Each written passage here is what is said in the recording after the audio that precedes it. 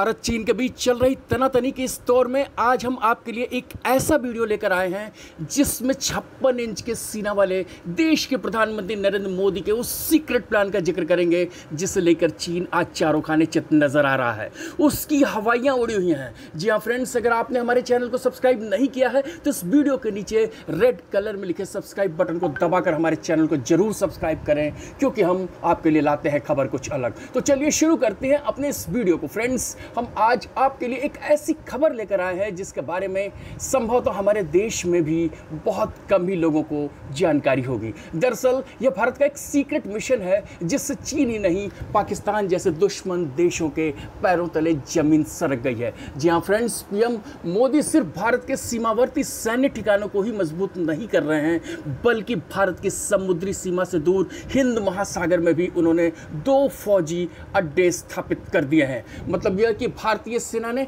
इन दोनों आइलैंड पर अपना जबरदस्त मिलिट्री बेस बना लिया है। दुनिया के नक्शे में इन दोनों आइलैंड की लोकेशन इतनी महत्वपूर्ण और जबरदस्त है कि चीन और पाकिस्तान दोनों ही न सिर्फ परेशान हैं, बल्कि इनकी रातों की नींद उड़ी हुई है। दरअसल यहाँ चीन को हिंद महासागर में भारत ने घेर लिया है और आसानी से उस पर निशाना साधा जा सकता है। ये आइलैंड अगलेगा और अजप्शन है। इन दोनों ही आइलैंड पर भारतीय सेना आधुनिक हथियारों और साजो सामान से पूरी तरीके से लैस हो चुकी है। बेहद खुफिया तरीके से यहाँ भारतीय सेना का अभेद्य किला बनाया गया है। अगलेगा आइलैंड पर तो भारत ने बाकायदा लड़ाकू विमानों की आवाजाही के लिए एयरपोर्ट तक बना लिया है, जबकि अजप्शन आइलैंड पर आने जाने के लिए हवाई पट्टी बनाई गई है। इन दोनों आइलैंड को भारत को सौंपे जाने पर चीन और भारत विरोधी कुछ बुद्धिजीवियों और राजनीतिक नेताओं ने बहुत अड़ंगेबाजी भी की थी। इतना ही नहीं, इन सैनिक समझौतों के खिलाफ कई झूठी खबरें उड़ाई गई थी, लेकिन आज इन दोनों आइलैंड पर आखिरकार हो क्या रहा है इसकी किसी को भनक तक नहीं है, क्योंकि भारतीय सेना के अलावा यहाँ परिंदा भी पर मार नहीं सकता है। दरअसल नरेंद्र मोदी ने प्रधानमंत्री पद संभालने के बाद जिन देशों की यात्रा की थी उसमें मॉरिशस और सेशल्स जैसे बेहद छोटे लेकिन महत्वपूर्ण देश भी शामिल थे। उस वक्त तो सरकार ने औपचारिक तौर पर बयान दिया था कि यह दौरा दोनों देशों के साथ आपसी रिश्ते सुधारने और काले धन पर बातचीत के लिए है, लेकिन असली मकसद तो था कि युद्ध जैसी स्थिति आने पर अपने दुश्मनों को चारों तरफ से घेरने के लिए इन देशों की जमीन का उपयोग करने की रणनीति को बनाया जाए। इस यात्रा में मोदी ने सेशल्स को और मॉरिशस दोनों ही को इस बात के लिए मना भी लिया था कि वो अपने अपने एक एक आइलैंड भारत को लीज पर दे दें। इतना ही नहीं, उसी दौरे में शुरुआती समझौते पर दस्तखत भी कर लिए गए। अगलेगा आइलैंड मॉरिशस में पड़ता है, जबकि अजप्शन सेशल देश का हिस्सा है। हिंद महासागर में ये वो लोकेशन है जिसके महत्व की चीन को भी कल्पना नहीं थी। डील पर दस्तखत होने के कुछ दिन बाद ही जब मामला मीडिया में आया तो भारत में चीन के लिए प्रोपेगेंडा करने वाले तथाकथित बुद्धिजीवी और चीन बुरी तरीके से बौखला भी गए थे, लेकिन तब तक काफ़ी देर हो चुकी थी। हालांकि इन दोनों आइलैंड के लिए की गई संधियों को रद्द करने के लिए वहां के विपक्षी दलों के जरिए भी सरकार पर दबाव बनवाए गए। इसका नतीजा यह रहा कि अजप्शन आइलैंड के लिए आखिरी समझौते पर दस्तखत करने में काफ़ी वक्त लग गया। इस पर जनवरी 2018 में जाकर दस्तखत हो सका। अगला आइलैंड मॉरिशस के मेन आइलैंड से 1100 किलोमीटर दूर नॉर्थ यानी भारत की तरफ है।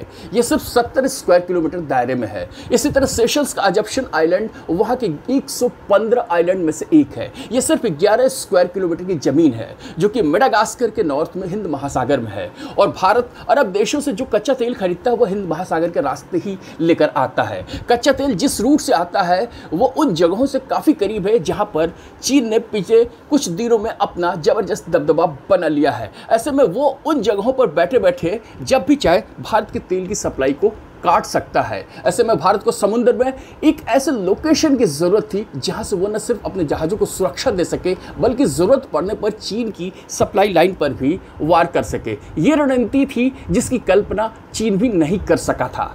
चीन समझता था कि भारत की सरकार हिंद महासागर पर उसके कब्जे की रणनीति को नहीं समझ पाएंगी। चीन के रणनीतिकारों ने अपने इस प्लान को स्ट्रिंग ऑफ पर्ल्स, जिसे मोतियों की माला कहते हैं, का नाम दिया था। ये वो रणनीति है जिसके तहत उसने भारत को चारों ओर से घेर लिया था। साथ ही अमेरिका के लिए भी उसने मुश्किल हालात पैदा कर दिए थे। लेकिन पीएम मोदी ने इस खतरे को भांपते हुए चीन के जवाब में स्ट्रिंग ऑफ फ्लावर्स, जिसे हिंदी में फूलों की माला कहते हैं, इस नाम से एक रणनीति बनाई। इसी के तहत अजप्शन और अगलेगा आइलैंड को लीज पर लिया गया। ये दोनों आइलैंड आज चीन की आंखों की किरकिरी बने हुए हैं, क्योंकि वहां से भारत ने पूरे हिंद महासागर पर अपना कब्जा बना रखा है और चारों ओर से घेराबंदी कर रखी है। फिलहाल इन आइलैंड पर आधुनिक ढांचा विकसित करने का काम तेजी से चल रहा है और यहां की घेराबंदी से चीन चारों तरफ से भारतीय सेना की जद में आ गया है।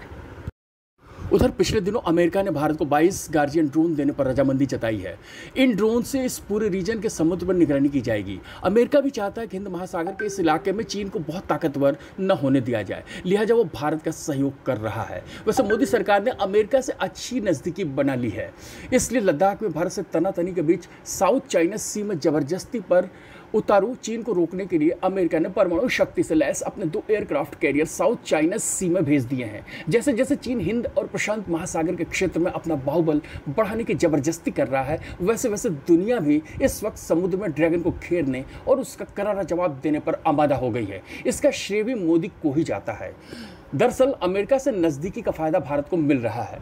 समुद्र में चीन पर दबाव बनाने और ज़रूरत पड़ने पर हमला करने के लिए अमेरिका ने अपने 2 युद्धपोत यूएसएस रोनाल्ड रीगन और यूएसएस निमित्ज को दक्षिण चीन सागर में तैनात कर दिया है। ये दोनों युद्धपोत एयरक्राफ्ट कैरियर से उड़ान भरने वाले लड़ाकू विमानों को स्ट्राइक करने की क्षमता पर लगातार आकलन कर रहे हैं। यूएसएस रोनाल्ड रीगन और यूएसएस निमित्ज दोनों ही परमाणु शक्ति से lace multi mission aircraft carrier हैं। ये विशालकाय जहाज दुनिया के सबसे बड़े जहाज़ों में गिने जाते हैं और ये दोनों ही करीब 5000 नौसैनिकों को ले जाने की क्षमता रखते हैं। अमेरिका ने साउथ चाइना सी में भी युद्धाभ्यास ऐसे समय पर शुरू किया है जब इसी इलाके में चीन की नौसेना की युद्धाभ्यास करने की योजना पहले से तय थी। 1 जुलाई से चीन की नौसेना अपनी सैन्य तैयारियों का प्रदर्शन करके ताइवान और दूसरे पड़ोसी देशों को धमकाने की रणनीति बना रही है। इसलिए अमेरिका ने अपने सैनिकों को यूरोप से हटाकर एशियाई देशों की तरफ भेजने का फैसला किया है, ताकि भारत सहित एशिया में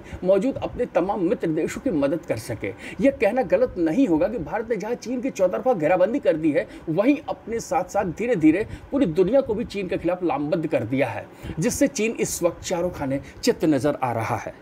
कीजिए सब्सक्राइब हमारे YouTube चैनल को, साथ ही Facebook, Twitter, Instagram, Google+ पर भी फॉलो करें। लिंक्डइन पर भी आप हमें ज्वाइन कर सकते हैं।